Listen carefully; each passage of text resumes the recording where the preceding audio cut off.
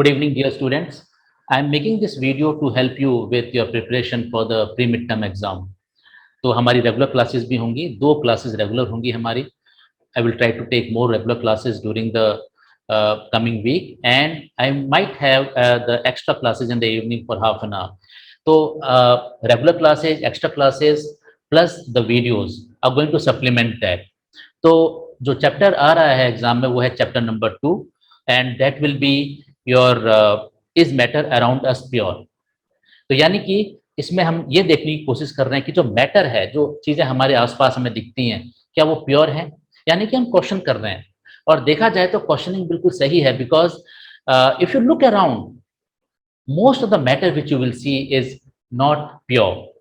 तो जब हमें प्योर और इम्प्योर की बात कर रहे हैं तो how do we define it. तो कुछ हद तक हम उसको डिफाइन करेंगे पहले, पर डिफाइन करने से पहले एक वर्ड आएगा और उस वर्ड को समझना जरूरी है. Therefore I am using it. और आपके एनसीईआरटी के चैप्टर 2 में वो इन टेक्स्ट क्वेश्चन की तरह आता है और वो क्वेश्चन है व्हाट इज अ सब्सटेंस और what do you mean by a substance. तो यानी सब्सटेंस को आप डिफाइन करना है. Substance, SUBSTANCE, substance. How do you define, how does chemistry or science define a substance?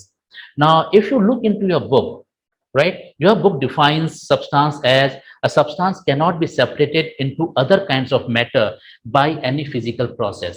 यानी कि कोई ऐसी चीज जिसको आप सेपरेट नहीं कर सकते हो into other forms of matter.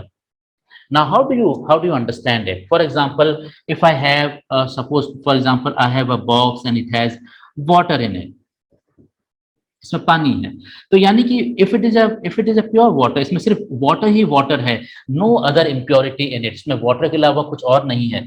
तो this is actually made up of billions of H2O particles. ये H2O पार्टिकल से बना है और ये H2O वन सिंगल यूनिट है, यानी कि it will have trillions and trillions of the H2O particles. Now, should I call this as a substance? क्या मैं इसको substance बोल सकता हूँ water को. यहाँ पर मैं इसको substance तब बोलूंगा अगर मैं ये जो इसके जो individual particles हैं, I will not be able to break it down or separate hydrogen and oxygen. मैं हाइड्रोजन और ऑक्सीजन को separate नहीं कर पाऊंगा by any physical means. chemical means से मैं कर सकता हूँ, पर फिजिकल मीन से यानी कि फोर्स लगा के ऐसे करके मैं इसको सेपरेट नहीं कर सकता हूं. अगर मैं सेपरेट नहीं कर पाया then I can call this as a substance. यानी सब्सटेंस क्या है, जिसमें कोई भी चीज के जो पार्टिकल्स हैं अगर वो further can not be divided और separated into other kind of matter, then we call that as a substance, right. तो अगर और भी सिंपल एग्जांपल देता हूं मैं आपको. सॉल्ट है, ठीक है. तो सॉल्ट को हम प्योर मानेंगे कि नहीं मानेंगे, या हम उसको सब्सटेंस मानेंगे नहीं मानेंगे. Is salt a substance? अगर क्वेश्चन ये आता है आपका is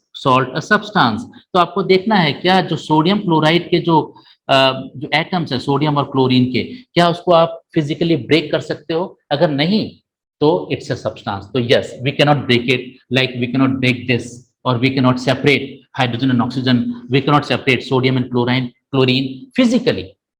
Therefore, this can also be called a substance. तो substance को आप एक pure form of matter ही समझ लीजिए, ठीक है. तो ये करने के बाद let us now come back to how do we define, how do we classify matter now. तो अब हम classification के बारे में पढ़ेंगे और फिर लास्ट में मैं आपको बताऊंगा classification के एंड में कि हमें एक्चुअली में पढ़ना क्या है इस चैप्टर में. Okay, so now let us classify matter. तो याद रखना सब्सटेंस की बेसिक डेफिनेशन आपको पता रहनी चाहिए. तो मैटर, तो जब हम मैटर बोलते हैं तो everything around you is matter. Now we can classify matter into two categories, the pure matter and the impure matter. The pure matter and the impure matter. Now pure matter is something which will have only one substance, only one type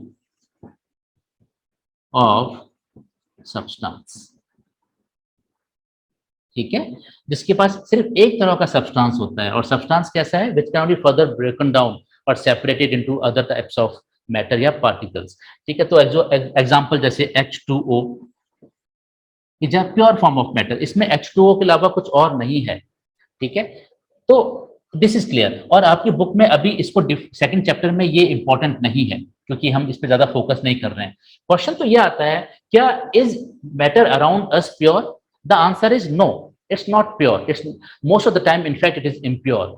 तो अब आते हैं ये वाली category, impure वाली category, जिसमें हमें discuss करना है, और इसको हम एक नाम और देते हैं, वो है मिक्सचर।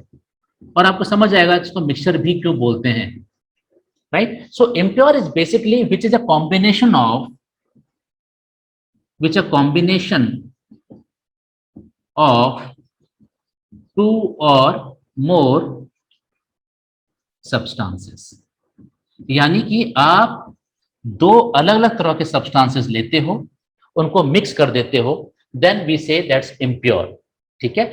बहुत सिंपल सा एग्जांपल है, वाटर को हमने प्योर माना, वाटर को हमने प्योर फॉर्म ऑफ मैटर माना क्योंकि इसमें सिर्फ वाटर के ही पार्टिकल्स हैं, H2O। लेकिन अगर इसी पानी में मैंने नमक डाल दिया, तो अब ये दो सब्सटेंस देखो, नमक अपने में प्योर है, वाटर अपने में प्योर है, तो दो सब्सटेंसेस हैं ये, दोनों को अगर मैंने मिक्स कर दिया तो I get an impure substance, क्योंकि मिक्स किया तो मिक्सचर हो जाएगा। तो यानी कि salt water is basically a impure form of matter, it's a mixture. I think समझना बहुत आसान है इसको।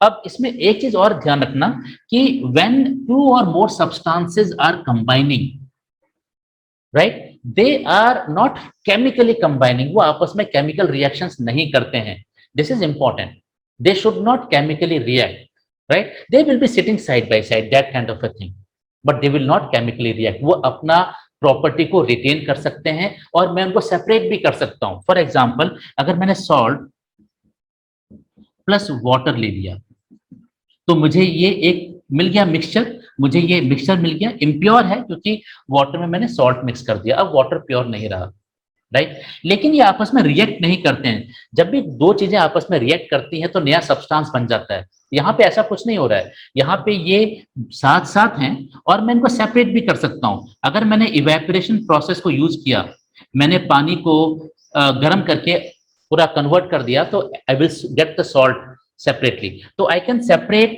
using evaporation, I can get salt and water separately. So I can separate it out. I can separate it out. मतलब कि ये अपनी identity lose नहीं करते हैं। तो this is what I'm talking about. तो impure or mixture form of matter is basically a combination of two or more substances which do not chemically combine with each other. तो हमें ये पता चल गया। अब इसके बाद आपको एक चीज ध्यान रखनी है, अब मैं इसको दोबारा इसको मिटा रहा हूं यहाँ पे, and I will just focus on the impure form of matter. अभी पहले एक बार बता देता हूँ, I think this will be much easier for you to get a overall idea. तो जो इम्प्योर फॉर्म यानी मिक्सचर है, ठीक है, ये अगेन दो डिफरेंट कैटेगरीज में डिवाइड होता है। एक होता है होमोजीनियस मिक्सचर, होमोजीनियस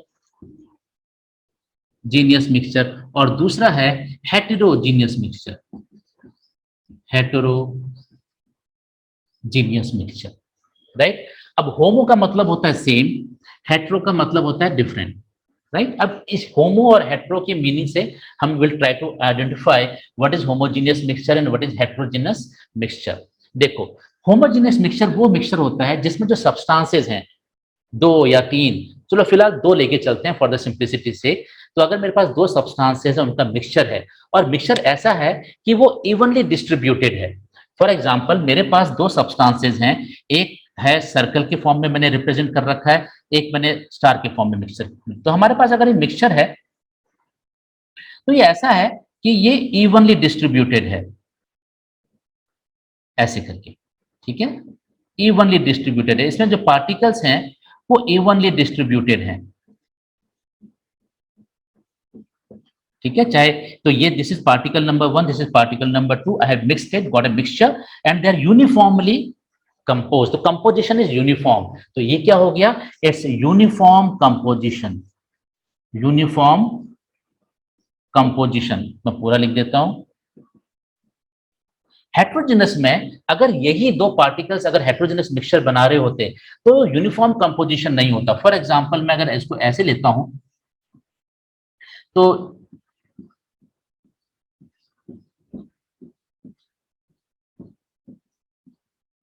ये यानी कि जो सर्कल्स हैं वो ऊपर की तरफ ज्यादा कंसंट्रेटेड हैं और जो जो क्रॉस है वो नीचे की तरफ ज्यादा कंसंट्रेटेड है, यानी कि particles are not uniformly spread out. इसमें यूनिफॉर्मली स्प्रेड हो चुके हैं, इसमें यूनिफॉर्मली स्प्रेड नहीं हुए हैं, तो देयरफॉर दे आर डिफरेंट। आप अलग अलग उसके देख सकते हो, यहाँ पर सर्कल ज्यादा है, यहाँ पर आपके क्रॉस ज्यादा है। सो होमोजीनियस और हेट्रोजीनियस मिक्सचर्स, होमोजीनियस मिक्सचर का बहुत अच्छा एग्जांपल है when you mix salt and water. तो ये कैसा एग्जांपल हो जाएगा हमारा, सॉल्ट प्लस वाटर का मिक्सचर जो है होमोजीनियस मिक्सचर है। सिंपल सी बात है, अगर मैं सॉल्ट को नमक में मिक्स करता हूं, ठीक है, तो पूरा सॉल्ट घुल जाता है, you can hardly see any salt there, it has uniformly distributed and it's not visible to you.